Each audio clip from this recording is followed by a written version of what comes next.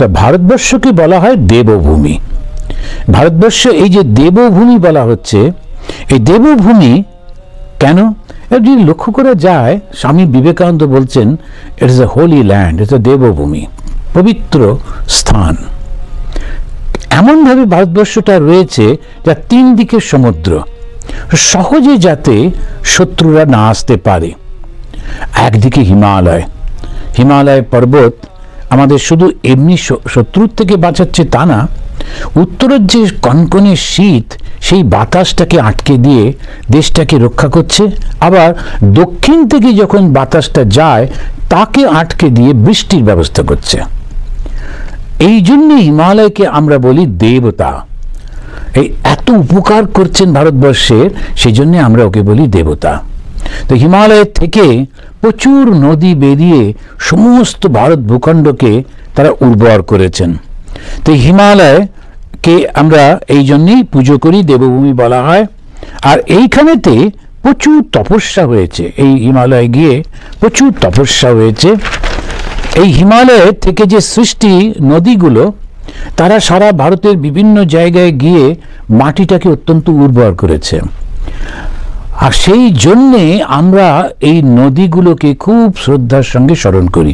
আপনারা অনেকেই হয়তো লক্ষ্য করেছেন যে যখনই আমরা কোনো পুজো করি তো সামনে যে জলটা শুদ্ধ করা হয়, তা পুরোহিত মশাই বা যিনি পুজো করছেন তিনি সেই জলটার মধ্যে একটা আঙুল ডুবিয়ে গঙ্গে চ যমুনে চৈব গোদাবরী সরস্বতী নর্মদে সিন্ধু কাবেরী যস্মিন সন্নিধান কুরু, এরকম বলে তারা পুজো করছেন। তো ওই নামগুলো কার নাম? সবকটা নদীর নাম। তা আমরা যে জলটাকে পবিত্র করছি, সেই পবিত্রতা কিভাবে হচ্ছে? ওই নদীগুলোকে স্মরণ করে। হিন্দুরা, বিশেষ করে ভারতীয়রা, তারা কিন্তু এইটা খুবই কৃতজ্ঞ জাতি। তো এই কৃতজ্ঞতাটা প্রকাশ করছে সাতটা নদীকে নিয়ে। আমরা মনে করি একটা বিরাট মন্ত্র বলা হচ্ছে, আসলে যদি আমরা লক্ষ্য করি এই সাতটা নদীর নাম বলছে। এই 7 rivers মেইনলি গঙ্গা, যমুনা, গোদাবরী, তারপরে কাবেরী, সরস্বতী, নর্মদা, সিন্ধু। এই যে সাতটা নদী, তারা সমস্ত প্রায় ভারতবর্ষটাকে একেবারে ফার্টাইল করে তুলেছে। তাতে লাভ কি হয়েছে? এই নদীর তীরে আমাদের সভ্যতা গড়ে উঠেছে। এই সভ্যতা যখন মানুষের সভ্যতার মধ্যে দুটো জিনিস আমরা এখানে ভারতবর্ষে লক্ষ্য করলাম। যখনই এই সভ্যতাটার প্রথম হচ্ছে কৃষি, এই কৃষি ক্ষেত্রে যখনই কৃষকদের থেকেই তো সবকিছু, ফসলটা যখন উঠছে, খাদ্য যখন পাওয়া যাচ্ছে, তারপরে সমস্ত কিছু হয়। তো ইকোনমিটা না থাকলে কখনোই হয় না, ভালো হয় না। যে বলছে যে এমনকি কালিদাস হয় কাব্যহারা, না এটা এরকম কিছু বলেছিলেন, যে যখন খেতে পায় না মানুষ তখন সে কালিদাসের কাব্যটাও হারিয়ে যায়।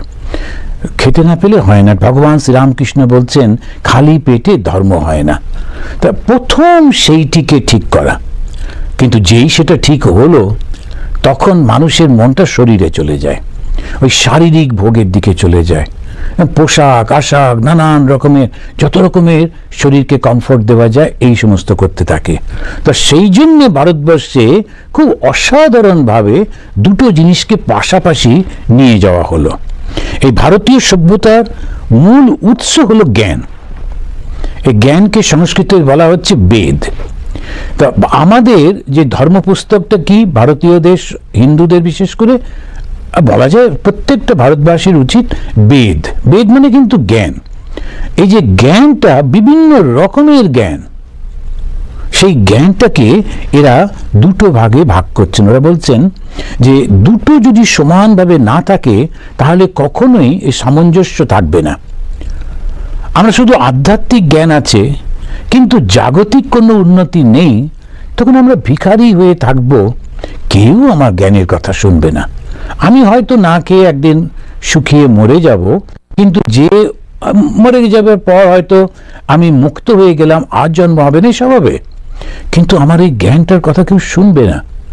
তো সেই জন্য ভারতবর্ষ ওই দুটো প্রবাহকে সমান তালে নিয়ে গেছে। একটা হচ্ছে অভ্যুদয় আর একটা নিঃশ্রেয়সা। বৈশাসিক যে আমাদের আছে, পরবর্তীকালে হয়তো আলোচনায় আসবে। তো এই হচ্ছে অভ্যুদয় আর নিঃশ্রেয়সা। অভ্যুদয় মানে জাগতিক উন্নতি, আর নিঃশ্রেয়সা হচ্ছে আধ্যাত্মিক উন্নতি।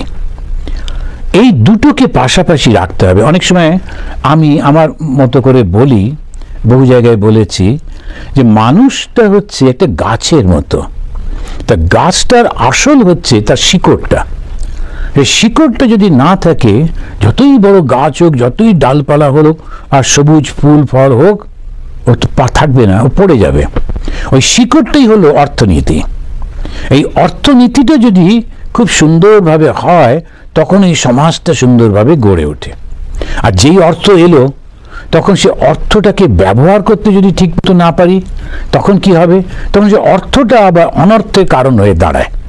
যাদের হাতে প্রচুর পয়সা থাকে, অথচ কোনো সংস্কৃতি নেই, শিক্ষা নেই, খুব বড় লোকের ছেলে, তো দেখা যাবে সে একটা গাড়ি চালিয়ে বেড়াচ্ছে, মদ খাচ্ছে, এখানে ওখানে বদমাইশি করছে, পুলিশ ধরলে তাকে নানা রকম প্রভাব সৃষ্টি করে, সেখান থেকে আবার উৎপাতের কারণ। কিন্তু পয়সা আছে বলেই ওই রকম ভাবে হয়ে যাচ্ছে কেন? আর অনেক জায়গায় এগুলো দেখতে পাওয়া যায়। অর্থ অনর্থের মূল। সেই জন্যে ভারতবর্ষে খুব বিরাট বিরাট রাজা, যদি তাদের ছবি দেখা যায়, অন্য সব জায়গায় রাজাদের দেখবেন কত রকম সুন্দর সুন্দর পোশাকে সেজে গুজে থাকে, ইউরোপের সমস্তরা। কিন্তু এমনকি চীনের রাজারা পর্যন্ত, ভারতবর্ষের রাজাদের খালি গা, প্রচুর সোনা দানা ছিল, সেজন্য একটু পরে সোনার হয়তো হার পরেছে, মাথায় মুকুট পরেছে, হাতে বালা টালা পরেছে, এরকম সমস্ত। কিন্তু কাপড় জামাগুলো খুব সিম্পল থাকতো।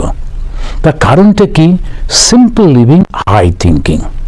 ভারতবর্ষেই কেবলমাত্র দেখতে পাওয়া যায় যে আমাদের পুরাণে, যেমন ভাগবত পুরাণে দেখছি রাজা নিমি, বিখ্যাত সেই রাজা।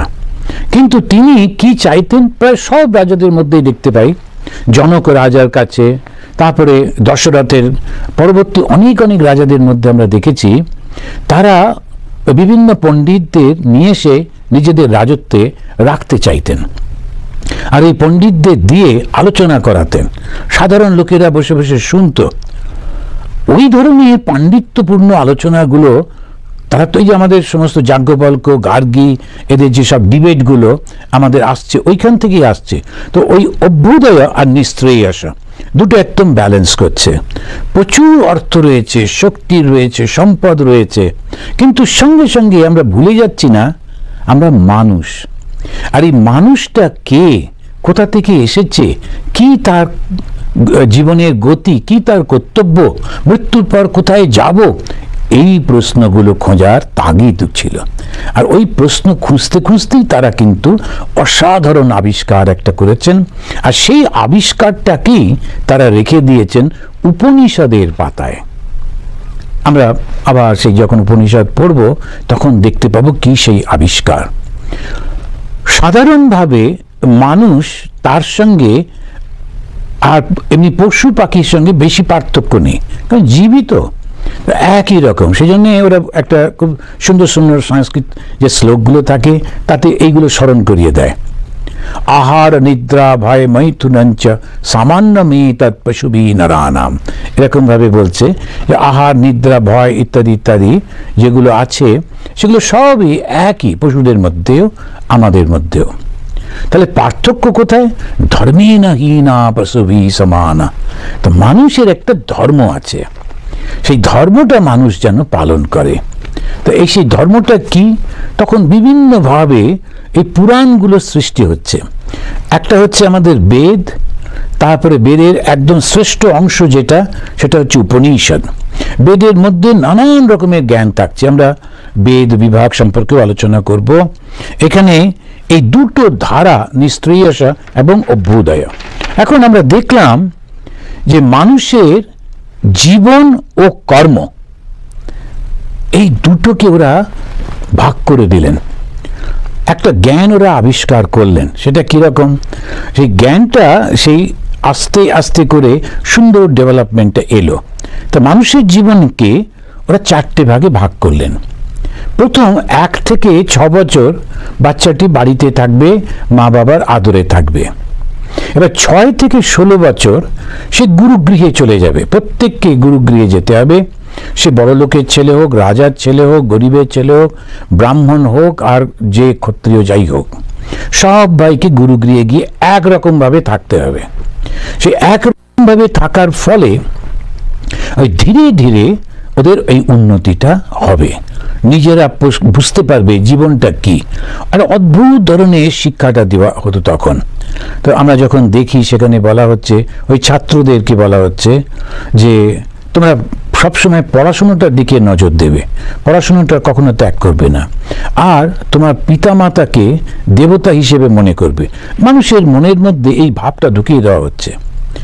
মাতৃদেবো ভব, পিতৃদেবো ভব, আচার্য দেবো ভব, অতিথি দেবো ভব, এই মধ্যে বলা হচ্ছে। আর মানুষ মানে কি, মন তো যেমন চিন্তা হবে সেই চিন্তাটাই মানুষকে তৈরি করবে। তো সেই চিন্তাটাই যদি ঠিকভাবে দিয়ে দেওয়া হয় তাহলে আর কোনো অসুবিধে থাকে না, মানুষটা কিন্তু একদম ঠিক থাকবে। তার মধ্যে পশুত্বটা একদম দমে যাবে চিন্তার ফলে। ভাই আর বোন একসঙ্গে বড় হচ্ছে, একটি ছেলে আর একটি মেয়ে, কিন্তু কোনো রকম ভাবে কোনো খারাপ চিন্তা দুজনের মধ্যে নেই। কেন? মাথায় ঢুকিয়ে দেওয়া হয়েছে তুমি বোনকে রক্ষা করবে আর বোন তোমার জন্য প্রার্থনা করবে।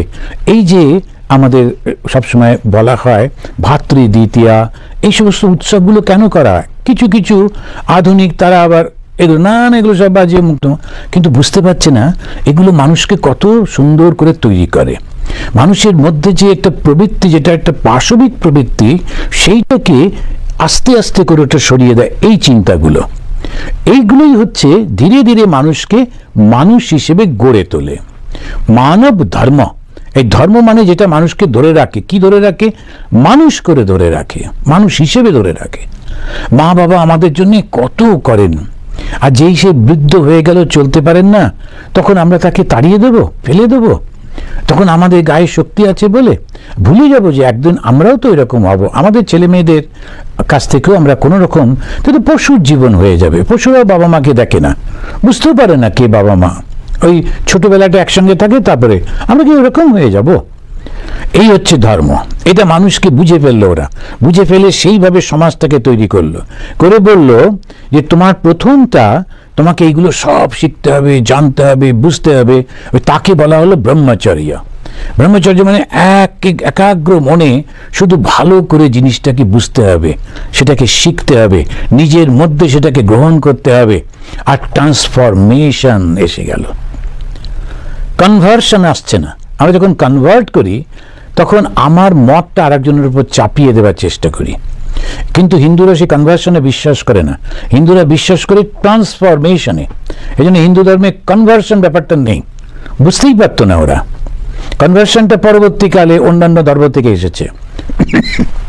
কিন্তু যখন ট্রান্সফরমেশন, এই পরিবর্তনটা হয়ে যাচ্ছে, এই অসাধারণ পরিবর্তনটা জ্ঞানের মধ্যে দিয়ে হচ্ছে। ওই জন্য হিন্দুদের বইটা কোনটা, ধর্ম পুস্তক কি, হিন্দুদের দেবতা কি? জ্ঞান, নলেজ। আর এই নলেজটা দুরকম, একটা হচ্ছে জাগতিক আর একটা আধ্যাত্মিক। আধ্যাত্মিক মানে নিজের ভেতরে, আর নিজের ভেতরের জ্ঞানটা লাভ করব কি করে? তখন ওরা এই সমাজটাকে, যেমন মানুষের জীবনটাকে চারটে ভাগে ভাগ করলো, ব্রহ্মচর্য। এবার তুমি যেটা শিখেছো সেইটাকে ব্যবহার করে তুমি ধন উৎপাদন করো, সমাজ তোমাকে দেখাশোনা করবে, এবং তুমি নিজের মতো সুন্দর স্বাধীনভাবে যা যা তোমার ইচ্ছা সেগুলো সব পালন করো, কিন্তু সমাজের অন্য কারো কোনো ক্ষতি না করে। ওটা হচ্ছে গার্হস্থ্য ধর্ম। তারপরে বানপ্রস্থ। কেন বানপ্রস্থ? কেননা চলে যেতেই হবে, আমি চাই আর না চাই, যতই ওষুধ খাই আর যাই করি না কেন, একদিন না একদিন তো মারা যাবই। সুতরাং মনটাকে তৈরি করে নাও, যাতে যাবার আগে তোমার কোনো রকম দুঃখ না থাকে, মনটাকে উইথড্র কর। আর যে সমস্ত জ্ঞান তুমি অর্জন করেছো, যে অভিজ্ঞতা অর্জন করেছো এই সারা জীবনে, তখন সেই তুমি, আর সেইটা হচ্ছে বানপ্রস্থ। তো ব্রহ্মচর্য, তারপরেই হলো গার্হস্থ। তো গার্হস্থ জীবন মোটামুটি ওই 18-20 বছর থেকে 50 বছর পর্যন্ত। তবে 50 থেকে 75 পর্যন্ত হচ্ছে বানপ্রস্থি, সংসারেই থাকছে। তখন আগেকার দিনে লোকেরা একটু দূরে চলে যেত, গিয়ে তারপরে ওরা তো ওদের তখন বাড়ির সবার সঙ্গে যোগাযোগ রয়েছে। যেমন আমরা মহাভারতে দেখি যে যুধিষ্ঠির তার সমস্ত লোকজন নিয়ে বাবা মার সঙ্গে দেখা করতে যাচ্ছেন, তারপরে অন্য যে বয়স্করা ছিলেন ধৃতরাষ্ট্র ইত্যাদি তাদের সঙ্গে দেখা করতে, ওরা আর একটা জায়গায় থাকতেন। এরা সব যাচ্ছে একসঙ্গে থাকছে 3-4 দিন, 1 সপ্তাহ কাটিয়ে তারপর আবার ফিরে আসছে। এই যে বৃদ্ধরা ধীরে ধীরে মনটাকে উঠিয়ে নিচ্ছেন এবং ওই যে একেবারে এত অ্যাটাচমেন্ট ছিল সংসার থেকে সেইটা তুলে নিচ্ছেন, নিয়ে তার নিজেকে তৈরি করছেন। কিসের জন্য তৈরি করছেন? ওই জ্ঞানটা কিন্তু ওই ছোটবেলায় পেয়ে গেছে। সেটা কি? জগৎ মিথ্যা, ব্রহ্ম সত্য, জগৎ মিথ্যা। ব্রহ্মটাই সত্য, ব্রহ্মটাই হচ্ছে আসল। সে ব্রহ্ম কি? ব্রহ্ম হচ্ছে কনসিয়াসনেস, ব্রহ্ম হচ্ছে সেই চৈতন্য জগৎ ব্যাপী। ও যখন ব্রহ্মচর্যের সময় পড়াশুনো করছে তখনই ওটা পেয়ে গেছে। এবারে সেইভাবে সে জীবনটাকে গঠন করছে, নিজের কর্তব্য কর্মগুলো করছে, ধর্ম পালন করছে। যদি সংসারী হলো তো সংসারের ধর্ম, আর যদি সে চায় যে না সে ধ্যান ভজন করবে, ধ্যান ভজন করলো। তো ওর উপর বেস করে পড়াশুনো শেষ করবার পর কেউ হয়ে গেল ব্রাহ্মণ, কেউ হয়ে গেল ক্ষত্রিয়, কেউ হলো বৈশ্য, আর কেউ হলো শূদ্র। এই 4টে প্রফেশন ভাগ করে দেওয়া হলো। তো প্রথমেই যেই পড়াশোনাটা শেষ করলো সবাই প্রথম দিকে কিন্তু ব্রহ্মচর্য পালন করছে। তারপরেই একদল বলল আমরা রিসার্চ করব। ওই রিসার্চের দিকে যারা চলে যাচ্ছে তারা ওর মধ্যে অনেক রকম থাকতো। কেউ কেউ গাছপালা কৃষি এসব নিয়ে করতো, কেউ প্রকৃতি নিয়ে রিসার্চ করত, কেউ পশু পাখি নিয়ে রিসার্চ করত, কেমন করে পশু পাখিদের বশ করানো যায়, কেমন করে ফসল ফলানো যায়, কেমন করে এইটা করা যায়, ওইটা সব রকমের জ্ঞান সেটার মধ্যে থাকছে। ওটাই কিন্তু বেদ, সমস্ত রকমের জ্ঞান থাকছে। আর তারপরে আর একদল লোক ছিল, তারা ওই প্রশ্নটার উত্তর পাওয়ার জন্য উদ্গ্রীব। তাদেরকে আমরা বলি ঋষি। তারা কি করতেন? তখন তারা ওই নিজের মনের মধ্যে ঢুকে যাচ্ছেন। পরীক্ষা লোকান কর্মচিতান ব্রাহ্মণা নির্বেদ মায়া কৃতকৃতেনা, এই সমস্ত জগৎটাকে পরীক্ষা নিরীক্ষা করে তারা বললেন না, এবারে দেখতে হবে নিজের মধ্যে আমি কে, কোথা থেকে এলাম, আমি এই রক্ত মাংসের শরীরটা, আমি এই মনটা, আমি কে, কোথা থেকে এসছি, কে সৃষ্টি করেছে, কি আমার জীবনের উদ্দেশ্য, মৃত্যুর পর কোথায় যাব, এই প্রশ্নগুলো তাকে হন্ট করছে। ও তখন কি করছে? নিজেকে নিয়ে রিসার্চ করছে। ভগবান শ্রীরামকৃষ্ণদেব তার কথামৃতে বলছেন ঋষিরা কত কষ্ট করত। সেই সকালবেলায় ওরাও সংসারী ছিল, তার স্ত্রী পুত্র থাকতেন। উনি কিন্তু ওই জঙ্গলের মধ্যে চলে গিয়ে সেখানে উনি কি করতেন? নিজের মনটাকে নিয়ে রিসার্চ করতেন। কশ্চিৎ ধীরা প্রত্যগাত্মানমৈক্ষত আবৃত্ত চক্ষু অমৃতত্বমিচ্ছন। তারা চোখটা বন্ধ করে রাখতেন। কেন? ওই সমস্ত ইন্দ্রিয়গুলোকে সংযত করতেন, করে এই সত্যটা আবিষ্কার করতেন।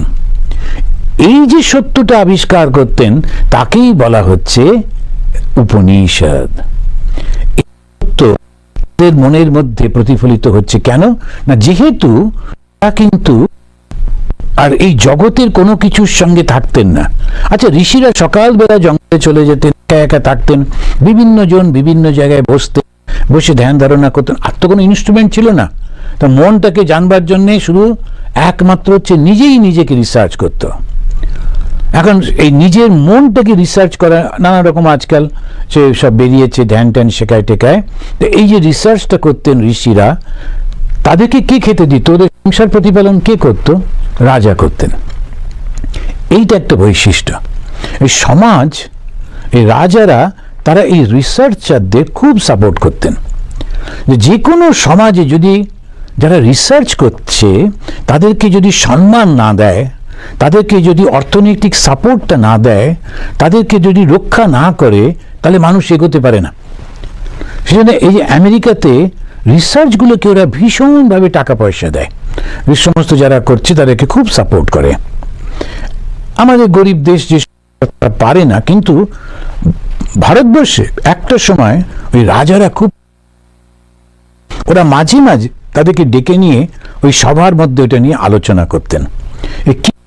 কি হয়েছে, কি এই সমস্ত আলোচনাগুলো হতো। তা এই যারা করতো তাদেরকে বলা হতো ব্রাহ্মণ। এক ধরনের মানসিকতা।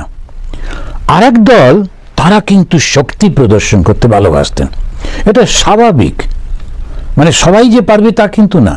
এরা সাহসী, এদের শক্তি ছিল, এদের মধ্যে অ্যাডমিনিস্ট্রেটিভ ক্যাপাসিটি অনেক বেশি, ঠিক জানিয়ে কখন কোনটা করতে হবে। তখন ওদের আর একটা গ্রুপ করে দেওয়া হলো যারা ওই সমাজটাকে রক্ষা করবে, এবং তারা হলো ক্ষত্রিয়। আর একদল আনলো গতি, এই বৈশ্য মানে ব্যবসায়ী, তারা গতি আনলো। গতি মানে এক জায়গা থেকে আরেক জায়গায় যাচ্ছে, এখানকার জিনিস এখানে নিয়ে আসছে, এখানকার জিনিস ওখানে নিয়ে যাচ্ছে, নিয়ে গিয়ে সমাজের মধ্যে একটা গতি এনে দিল। এখন এখানে তো খুব ভালো চাল হয়, তো বাস আর কি তো কিছু নেই, কি করব। তখন ওরা কি করলো, চালটা নিয়ে বেরিয়ে পড়লো, গিয়ে আর এক জায়গায় দেখলো যে সেখানে আলু হচ্ছে, অন্য কিছু হচ্ছে, এক্সচেঞ্জ করলো। এই যে বৈশ্যরা, এরা সামাজিক জীবনে গতিটা নিয়ে এলো। আর একটা বড় কাজ এই বৈশ্যরা করলো, সেটা হলো সমাজের সংস্কৃতিটাকে আদান প্রদান করতে শিখিয়ে দিল। এখানে খুব ভালো ভালো গান হয়েছে, বাজনা হচ্ছে, চিন্তা ভাবনা হচ্ছে, নানা রকম আলোচনা। ওরা কি করলো, সেইটা অন্য জায়গায় নিয়ে গিয়ে সেইটাকে আলোচনা করলো, সেখানে প্রচার করলো। এইভাবে সংস্কৃতির খুব আদান প্রদান এই বৈশ্যরা করতো। আর শুধুমাত্র পয়সা রোজগারের জন্য যাদেরকে দেখেন, এরা ঠিক বৈশ্যও নয়। যারা সেজন্য যে ভর্তৃহরি বলছেন, এরা যে কারা, এ মানুষ তো দেখতে মানুষের মতো, কি ধরনের মানুষ আমি বাপু বলতে পারবো না। তাই অনেক রকমের মানুষ আছে, দেবতা আছে, রাক্ষস আছে।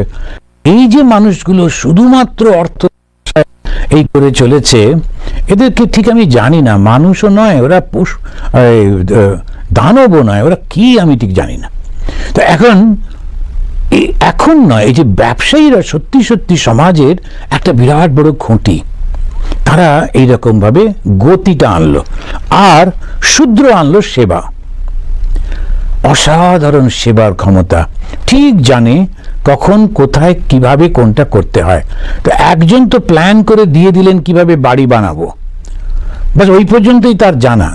কিন্তু এই শূদ্র, সে তার শক্তি দিয়ে আর বুদ্ধি দিয়ে সেই যে প্ল্যানটাকে কাজে লাগিয়ে দিল এবং সুন্দর করে সবকিছু তৈরি করে দিল।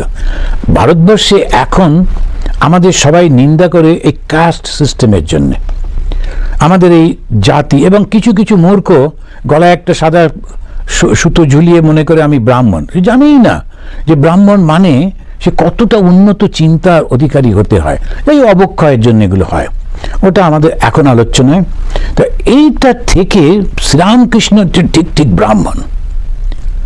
এই ব্রাহ্মণ কি, তিনি ওই ধ্যান করছেন, আবার যখন ধ্যান করছেন তখন এই পৈতেটা খুলে রেখে দিচ্ছেন, ব্রাহ্মণের যে অহংকার যেন না আসে।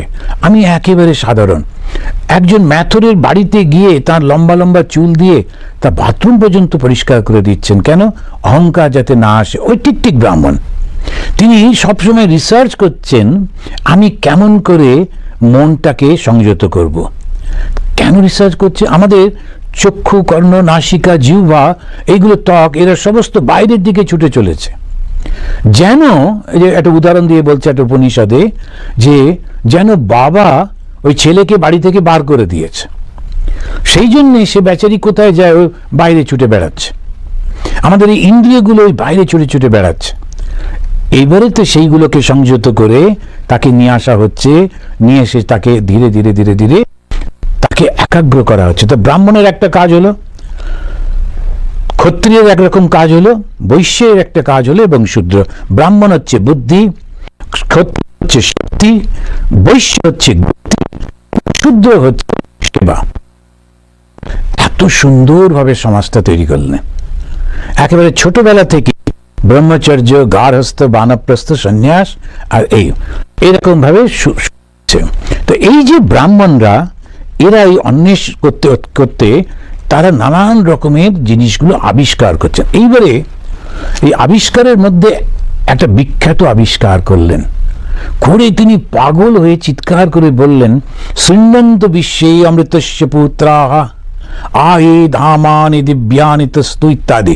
শোনো শোনো শোনো পৃথিবীর লোকেরা, আমি সে আবিষ্কার করেছি। কি আবিষ্কার? অন্ধকারের পারে গিয়ে সে আলোকিত পুরুষকে আমি আবিষ্কার করেছি। সেটাই হচ্ছে মানুষের সমাজে, মানুষের ইতিহাসে সবথেকে শ্রেষ্ঠ আবিষ্কার, আত্ম আবিষ্কার। আমি আত্মা, অমৃতস্য পুত্রাহ। আমরা অমৃতের পুত্র। অমৃত মানে যা কখনো নষ্ট হয় না, যা ধ্বংস হয় না, যা চিরকাল, সেটা কেমন করে হবে না আমি সেইটাকে পেয়েছি বলে। সেটা থেকেই আমি ব্রাহ্মণ যারা জ্ঞান অন্বেষণ করছেন তাদের ওই শুদ্ধ অন্তঃকরণের মধ্যে ওই জ্ঞানটা কিন্তু উদ্ভাসিত হচ্ছে। এই জিনিসটা একটুখানি বোঝার চেষ্টা করতে হবে। তখন বলা হচ্ছে বেদ অপৌরুষেয়, কোনো পুরুষ লেখেননি, কোনো মানুষ লেখেননি। পুরুষ বলতে মানুষকে বলা হচ্ছে। তো অনেক নারী ছিলেন যারা বেদ রচনা করেছেন, কিন্তু কেউ এটা নিজেরা রচনা করেনি। কিভাবে? একটা স্তোত্রে খুব সুন্দর করে বলছেন, ঋষয় মন্ত্র দ্রষ্টারো নতু বেদস্য কর্তারহ। বেদ মানে জ্ঞানের কর্তা তারা নন, শুধু দ্রষ্টা। ঋষয় মন্ত্র দ্রষ্টারো, তো দ্রষ্টা মানে তারা দেখলেন, তাদের মনের মধ্যে উদ্ভাসিত হলো। এখন এই জায়গায় একটু যদি আমরা বুঝে নিই, মনটা মধ্যে সব থেকে বেশি কি, এখন সে কিসের চিন্তা? এই জগতের নানান জিনিস। কটা রকম জিনিস আছে? 5 রকমের। রূপ, রস, শব্দ, স্পর্শ আর গন্ধ, এই 5টাই জিনিস আছে। এই ভারতীয় ঋষিরা এত এত জিনিসকে কিরকম একেবারে ছোট্ট করে নিয়ে এসে একেবারে যে বলে যে ইংলিশের শর্ট লিস্টেড, ঠিক 5টা বেশি কিচ্ছু নেই। আর এই 5টা জিনিসকে, বস্তুকে ভোগ করছে কে? চক্ষু, কর্ণ, নাসিকা, জিহ্বা আর ত্বক। এই 5টা আমাদেরই ইন্দ্রিয়, তারা যাচ্ছে। তখন তারা গিয়ে সেটাকে ভোগ করে তারা ভেতরে নিয়ে আসছে। কাকে দিচ্ছে? মনকে। এবারে মনটা চঞ্চল হয়ে যাচ্ছে ওই রিয়াকশনে। সেই মনটা যখন আমরা ওইটাকে বন্ধ করে দিতে পারি, ওই খাদ্য যখন বন্ধ হয়ে যায়, সেজন্যে প্রত্যাহার বলা হচ্ছে। তা আহারটাকে বন্ধ করে দেওয়া, আমি আর খাবো না, তা প্রত্যাহার হয়ে গেল। আহারটা যখন বন্ধ হয়ে গেল, স্তব্ধ হয়ে গেল, তখন ওইটা আস্তে আস্তে দুর্বল হয়ে যায়। দুর্বল হবার পর মনের উপরে যে ঢেউটা ছিল, যেই সেটা থেমে গেল, মনটা যে স্থির হলো, তখন এই সত্যগুলো প্রকাশিত হচ্ছে। এগুলো ওই সব ওরা রিসার্চ করে করে বার করেছে। এই যে বিভিন্ন রকমের সমস্ত আমরা দেখছি, সব রিসার্চ করে বার করেছে। ওই জন্য ওদেরকে আমরা ঋষি মুনি বলি। মননশীল তাই মুনি, দ্রষ্টা দেখতে পান বলে ঋষি। ঋষিরা সেগুলো বার করলেন এবং সেইটি তারা বিভিন্নভাবে প্রকাশ করতে লাগলেন। কেউ গদ্যে, কেউ পদ্যে, কেউ ছন্দে, কেউ গানে, এক একজন এক এক রকম ভাবে। এখন ধরুন যারা আমাদের রামপ্রসাদের শিষ্য যারা, তারা রামপ্রসাদের কাছে গিয়ে কিভাবে শিখবে? গানের মাধ্যমে শিখবে। সমস্তই ওরা গান করছেন, গান করে করে সেগুলো ব্যাখ্যা করছেন। তো গানের মধ্যে তাদের সমস্ত শিক্ষাটা লুকিয়ে রয়েছে। কেউ কেউ ছন্দ তারা বলছেন। তা 4 রকম ভাবে এটা ব্যাখ্যা করা হতো। নিজের শিষ্যদের কাছে তারা এটা বলতেন, আর সেই শিষ্যরা ওটা শুনে মনে রাখতেন। কিছু কিছু আমাদের পশ্চিমের পণ্ডিত তারা মনে করতেন যে আমাদের কোনো রকম স্ক্রিপ্ট ছিল না ভারতীয়দের, ওই জন্য ওরা ওই শুনে শুনে মনে রাখতো। শুনে শুনে মনে রাখতো বলে একে বলা হয় শ্রুতি। শোনা তাই শ্রুতি, কিন্তু স্ক্রিপ্ট ছিল। আরে তা কিন্তু না, এগুলো খুবই ভুল ধারণা। অবশ্যই স্ক্রিপ্ট ছিল। এত উন্নত চিন্তা করতে পারে আর তারা স্ক্রিপ্ট তৈরি করতে পারে না? তারা একটা লেখা বার করতে পারে না? যে কখনো হয়? ওমকারকে যারা আবিষ্কার করলো, কেমন করে শব্দ সৃষ্টি হচ্ছে, শব্দের আগে কি আসছে, সেইটা সমস্ত ব্যাখ্যা করছেন যারা, তারা লেখার জন্য স্ক্রিপ্ট তৈরি করতে পারবেন না? তা নয়। আসলে বলা হতো যে তুমি একাগ্র মনে এটাকে শুনতে হবে। এই ছাত্ররা যারা আসতেন তারা একাগ্র মনে এটাকে শুনতেন। এই একাগ্র মনে শুনতে শুনতে ওরা মনে রাখতেন। যেমন আমরা যখন দীক্ষা দেওয়া হয় তখন গুরু বলে দেন এই মন্ত্রটা কিন্তু তুমি লিখে রেখো না বা কাউকে বলবে না, আর যত পারবে মনে মনে চিন্তা করবে। কেন? একাগ্রতা থাকবে, ওই মানসিক একাগ্রতাটাকে বাড়বে। তো এক একজন ঋষি তার ছাত্রদের মধ্যে সেই ভাবটা দিতে লাগলেন, ব্যাখ্যা করতে লাগলেন। আর ওই ঋষিদের এক একটা স্কুল তৈরি হয়ে গেল, এক একটা বিদ্যালয় তৈরি হলো। তাদের শিষ্যরা আবার সেটাকে অন্যদেরকে বলতে লাগলো। তখন এক একটা ট্র্যাডিশন তৈরি হলো। সেই ট্র্যাডিশনটাকে হিন্দুরা বলে গোত্র। যেন আমরা যে বিভিন্ন গোত্রগুলো বলি, এক একজন ঋষির কাছ থেকে ওই শিক্ষাগুলো, ওই ট্র্যাডিশনগুলো চলে চলে এসেছে। আমরা কি করব না করব, এখন আমাদের এইটা যেটা দেখছি, যদি আমরা এই বেদটাকে ভাগ করি তাহলে কিরকম হবে। বেদব্যাস বলে একজন, তিনি এলেন, এসে দেখলেন চতুর্দিকে যে রিসার্চ ভারতবর্ষের বিভিন্ন কোণাতে তখন এই সবগুলো চলছে। তখন দেখলেন এই তো সব হারিয়ে যাবে, তো কে কোথায় চলে যাবে, কেমনভাবে হবে, কি করা যায়। উনি তখন তাঁর শিষ্যদেরকে সারা ভারতবর্ষ ব্যাপী ছড়িয়ে দিলেন। তাদের এক এক বিখ্যাত বিখ্যাত 4 জন শিষ্য, তাদেরকে আরও অন্যদেরকে দিয়ে পাঠিয়ে দিলেন ওই সবগুলো সংগ্রহ করে নিয়ে এসো। এই ঋষির কাছ থেকে ওই ঋষির কাছ থেকে তারা সব ওই জ্ঞানগুলো এক জায়গায় আনলো, এনে কম্পাইল করলো। বেদব্যাস কিন্তু সেগুলো করেন, ঋষি আবিষ্কার করেননি, এগুলো বিভিন্ন জন করেছেন, তার থেকে নিয়ে এলেন, নিয়ে সে বিন্যাস করলেন, তিনি সেগ্রিগেট করলেন, তিনি সেটাকে সুন্দর করে সাজিয়ে দিলেন। তো এখন ঋগ্বেদকে প্রথম সাজালেন। ঋগ্বেদের সমস্তগুলো হচ্ছে পদ্ধতি,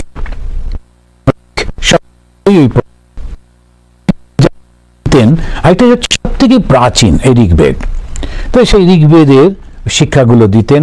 আমরা একটু ঋগ্বেদ, যজুর, 4টে বেদই আমরা এখানে পড়েছি। যদি আমরা সাগা অফ দ্য সোল বলে একটা সিরিজ লেকচার আমি করেছিলাম, অল্প অল্প করে ওখানে ব্যাখ্যা করেছি। যদি আপনারা ইন্টারেস্টেড থাকেন তাহলে গিয়ে দেখতে পারবেন, সাগা অফ দ্য সোল বলে। আমাদের যে ওয়েবসাইটটা আছে শিকাগো বেদান্ত .org, সেইখানে গিয়ে যদি আপনারা ক্লিক করেন দেখবেন যে আমাদের যেখানে রয়েছে টুইটার, ইউটিউব, তার ঠিক নিচেই একটা লাইন রয়েছে এ ডেভোটিস ব্লগ। তা একজন ভদ্রমহিলা এবং তার স্বামী দুজনে মিলে খুব সুন্দর যেখানে যত লেকচার ছিল করে একটা জায়গায় সাজিয়ে দিয়েছেন। ওই ডেভোটিস ব্লগে গিয়ে যদি দেখেন, সেখানে the saga of the soul, তার মধ্যে এই আলোচনাগুলো আছে। বেদগুলো ছোট ছোট করে অল্প অল্প করে আমরা আলোচনা করেছি, পড়েছি, করেছি। এই ঋগ্বেদে হচ্ছে পদ্যে, তারপরে হচ্ছে সেকেন্ড হচ্ছে যজুর্বেদ। যজুর্বেদ হচ্ছে গদ্যতে, তারপর হচ্ছে সামবেদ হচ্ছে গীত, গানের মধ্যে। অথর্ববেদ হচ্ছে সবগুলো মিলিয়ে, গদ্য, পদ্য, গান 3টে মিলিয়েই অথর্ববেদ, এবং সব বেদ বলা হয় অথর্ববেদকে। এই বেদের মধ্যে আবার 2টো খণ্ড আছে, মানে ওদের শিক্ষাটার মধ্যে 2টো, একটা হচ্ছে সংহিতা আর একটা হচ্ছে ব্রাহ্মণ। তো সংহিতা যেটা, সেখানে নানান রকমের স্তোত্র, মন্ত্র ইত্যাদি ইত্যাদি রয়েছে। আর ব্রাহ্মণ যেটা, সেটা হচ্ছে ওই ক্রিয়াকাণ্ডগুলো রয়েছে, ক্রিয়াটিয়াগুলো সমস্ত আমরা দেখতে পাই এই ব্রাহ্মণের মধ্যে। তো এই যে ভাগগুলো আমরা দেখতে পেলাম এই বেদের, এই সমস্তগুলি, সেইটার ওপরে এই উপনিষদগুলো সৃষ্টি হচ্ছে। আর প্রত্যেকটা বেদের এই যে আরণ্যক কাণ্ড থাকে বা এই ক্রিয়াকাণ্ড দেখতে পেলাম, তার মধ্যে সংহিতার ব্রাহ্মণের মধ্যেই হচ্ছে আরণ্যক। আরণ্যকের মধ্যে, আরণ্যক মানে যারা শব্দটাতেই বুঝতে পারি, রিটায়ারমেন্টের পর গিয়ে যারা বসছেন, তাদের মধ্যে এই তৈরি হতো ধীরে ধীরে ধীরে ধীরে। প্রথমে ওরা ক্রিয়াকর্ম করতেন, তারপরে মনটাকে উইথড্র করে নিজের মধ্যেই সব করতেন, এবং সেইখানেই ওই জ্ঞানের কথাগুলো আসছে। আর এই জ্ঞানটাকে বলা হয় উপনিষদ। তো উপ, নি আর সদ, এই 3টে শব্দ দিয়ে উপনিষদ শব্দটা, আমরা পরবর্তীকালে এটা নিয়ে ব্যাখ্যা করব। এই উপনিষদের আমাদেরকে নিকটে নিয়ে যায়, সত্যের নিকটে নিয়ে যায়, নিশ্চিত রূপে নিয়ে যায়। উপ মানে নিকটে, নি নিশ্চিত রূপে, সদ মানে সত্য। এই সত্যটা কি? যখন আমরা বাংলায় বলি সত্য মিথ্যা, তো সত্য মানে হচ্ছে যেগুলো ঘটনাগুলো ঘটেছে সেইটা না। এখানে সত্য মানে হচ্ছে যা কখনো পরিবর্তন হয় না, অপরিবর্তনীয় যা, তাকেই বলা হয় সত্য। তা আমরা এই উপনিষদের মধ্যে এইগুলোকে পাই। পরবর্তীকালে আমরা একটা বই ধরে পড়ব, আর সেই বইটা আপনারা যদি ইন্টারেস্টেড থাকেন, আমাদের উদ্বোধন যেটা বাগবাজারে রামকৃষ্ণ মিশনের বাংলা পাবলিকেশন, সেখানে স্বামী গম্ভীরানন্দজির উপনিষদ সিরিজ রয়েছে। বহু উপনিষদ আছে, 108টাই এমনি খুঁজে পাওয়া যায়। তো 108টার মধ্যে 11টাকে আমরা খুব মেজর উপনিষদ বলি। এই মেজর উপনিষদ যেটা, সেই উপনিষদটার কেন বলা হয় মেজর উপনিষদ? কেননা শঙ্করাচার্য এই 11টার উপরে ভাষ্য রচনা করেছেন। এই 11টাই স্বামী গম্ভীরানন্দজি বাংলায় খুব সুন্দর করে করেছেন। তার যে প্রথম খণ্ডটা, সেই খণ্ডটাতেই রয়েছে মুন্ডক, মান্ডুক্য, তৈতিরীয়, ঐতিহ্য, শ্বেতাশ্বতরা, ঈশা, কেন, কট আর প্রশ্ন। তো শুরু হচ্ছে ঈশা দিয়ে। এই ঈশা উপনিষদ, তো ঈশা এইটা দিয়েই যখন শুরু হচ্ছে, ঈশা মানে ঈশ্বর, আমার নাম হচ্ছে ঈশা আত্মা। তো ঈশা মানে হচ্ছে ঈশ্বর, ঈশ্বর যার আত্মা, তো তিনি হচ্ছেন ঈশা আত্মা। তো এই খুব মুশকিল, এই ঈশা বেশিরভাগই উচ্চারণ করতে পারে না। তো আন্দামানে তো একটি মেয়ে কোনো একটা মিটিংয়ে গেছিলাম গভর্নমেন্টের, সে অ্যানাউন্স করতে গিয়ে আমার কাছ থেকে এসে শিখে গেল ঈশ্বর, আমি আবার ভাগ করে করে দিলাম, ঈশ্বর প্লাস আত্মা প্লাস আনন্দ সব হলো টলো। কিন্তু অ্যানাউন্সমেন্ট করবার সময় ঈশ করেই যাচ্ছে, এই রে শুধু। তো যাকে যাক, ওই খুবই এই যে ঈশা দীর্ঘই তালবস্যা, এই ঈশা শব্দের অর্থ হচ্ছে যিনি শাসন করেন বা ঈশ্বর। তো এই ঈশা দিয়ে আমরা শুরু করব। কিরকম ঈশ্বর? অসাধারণ এই উপনিষদটা। তা এই উপনিষদ যখন আমরা হাইজেনহাওয়ার তিনি বলেছিলেন, এই উপনিষদ আমার জীবনে সমস্ত সত্যকে নিয়ে এসছে, আমার জীবনের একমাত্র শান্তি হচ্ছে এই উপনিষদ। অনেকেই খুব সুন্দর সুন্দরভাবে উপনিষদের এইগুলো বলেছেন। তা আপনারা যারা চান, তো গম্ভীরানন্দজির 3টে যে সিরিজ আছে, বাকি সেকেন্ড অ্যান্ড থার্ড, ওটাতে আরও 2টো বড় বড় উপনিষদ তারা দিয়েছেন, সেটা আমাদের এখন দরকার নেই। প্রথম ভাগটা যদি কিনে রাখেন, তাহলে আমরা পরের মাস থেকে, ফার্স্ট জানুয়ারি মাস থেকে যেটা শুরু করব, তখন সেইখান থেকে বই ধরে ধরে আপনারা এগোতে পারবেন। একটু হাতে বই থাকলে উপনিষদ পড়তে সুবিধা হবে। মোটামুটিভাবে শঙ্করাচার্যের ব্যাখ্যা নিয়ে আমরা চলব। আর এই প্রত্যেকটা উপনিষদের সামনেই তার একটা শ্লোক দেওয়া থাকে, সেই শ্লোকটাই পরিপূর্ণভাবে উপনিষদ সম্পর্কে বলে দেয়। তা আজকের যে আলোচনা, সেটা একটা মুখবন্ধের মতো। মুখবন্ধে আমরা প্রথম দেখলাম যে মানুষের যে সভ্যতা, সেই সভ্যতা যদি 10,000 বছরের ইতিহাস হয়, তাহলে তার একেবারে প্রথম থেকেই ভারতবর্ষ অসাধারণ একটা ডেভেলপমেন্ট করেছিল। আর এই ডেভেলপমেন্টটা 2টো ভাবে হয়েছিল, জাগতিক এবং আধ্যাত্মিক। জগৎটাকে ত্যাগ করে অধ্যাত্মের দিকে যেতে হবে, কি তার আগে তো একটা প্রিপারেশন লাগবে। আমাদের কেউ কেউ ভুল করেছেন, তারা জগৎটা মিথ্যা বলেছেন, জগৎটা দুঃখময় বলেছেন, এবং সেইটাকে সমাজের উপর চাপিয়ে দিয়েছেন। এটা গোলমাল হয়ে গেছে। জগৎটা মিথ্যা, এটা কিন্তু সত্যি সত্যি মিথ্যা। আমরা যখন পড়ব দেখতে পাবো, এবং তার ব্যাখ্যাও রয়েছে, তার সম্পর্কে আলোচনা রয়েছে, কেন মিথ্যা বলা হচ্ছে, কিভাবে এটা মিথ্যা। জগৎটা যে দুঃখময় তাতে কোনো সন্দেহ নেই, আমরা প্রায় সবাই জানি সবকিছুর মধ্যে এই জগৎ। কিন্তু কার কাছে দুঃখময়?